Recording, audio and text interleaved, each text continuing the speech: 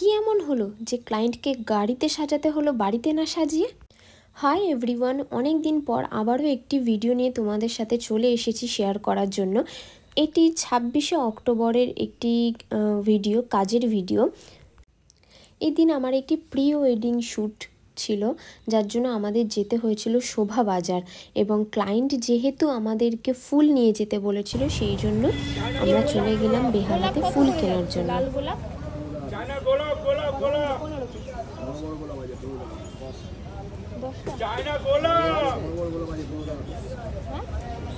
সূর্যমুখী ভালো হবে না? সূর্যমুখী হবে, সূর্যমুখী সূর্যমুখী হবে। কত করে? একটু হ্যাঁ।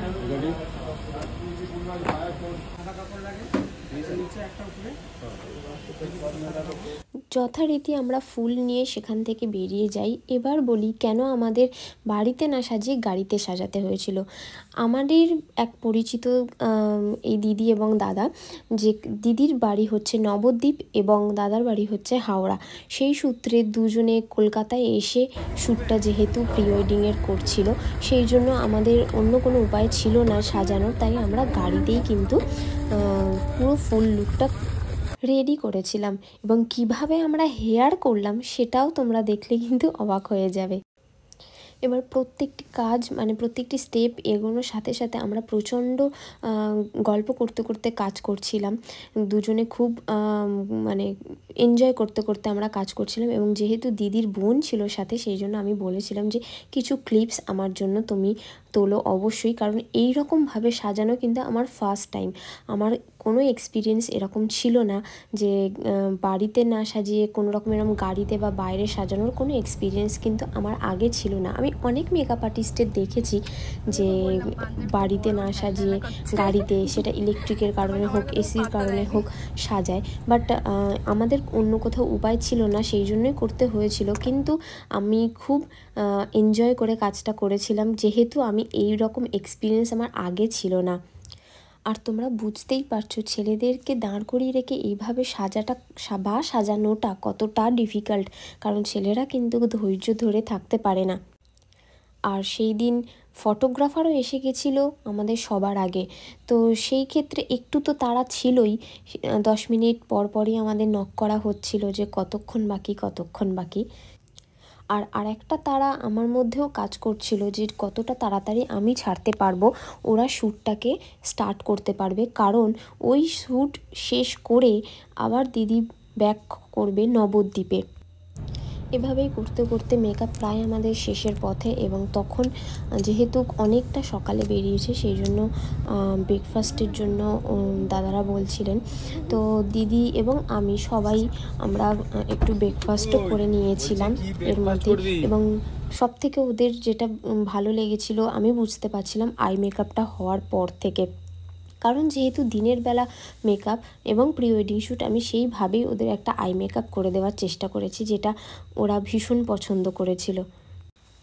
সত্যি কথা বলতে কি, ওই দিন মেকআপ করতে আমারও একটু অসুবিধা হচ্ছিল বটেই, জিনিসপত্র কোল থেকে পড়ে যাচ্ছিল এবং আমি ঠিকঠাক পজিশানে, উল্টো পজিশানে বসেছিলাম, ঠিকঠাক পজিশানে বসা হয়নি।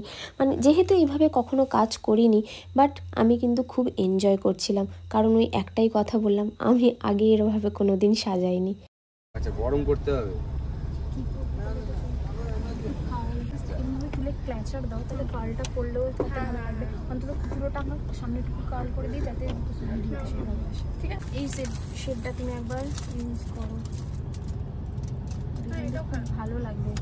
এই টিস্যুটা দাও না করো, বলছি দেখো না, গোল্ড জুয়েলারি করবো না করতে, এরকম একটা চোকার টাইপেরও আছে। বলো কোনটা ভালো লাগবে। এটা কি লং? না, এটা এরকম। এবার আমরা এর মধ্যে ব্রেকফাস্টও করে নিই, এবং যে লিপস্টিকটা আমরা চুজ করেছিলাম সেটা আমি পরিয়েও দিই। দেন আমরা চলে যাই এবার হেয়ার করতে।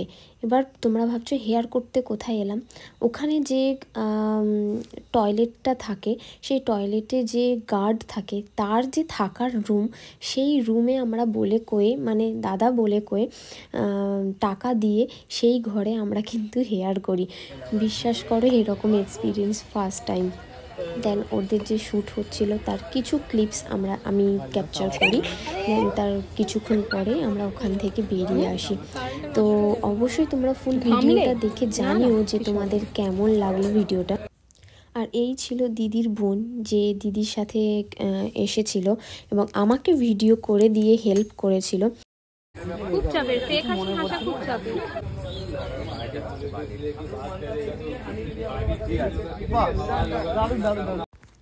এটাই ছিল দিদির ফাইনাল লুক। তো অবশ্যই কিন্তু তোমরা জানিও যে ভিডিওটা কেমন লাগলো। আমিও বাড়ির পথে রওনা দিয়ে দিয়েছিলাম, যেহেতু অনেক দিন পরে ভিডিওটা পোস্ট করলাম। অবশ্যই তোমরা দেখো এবং জানিও।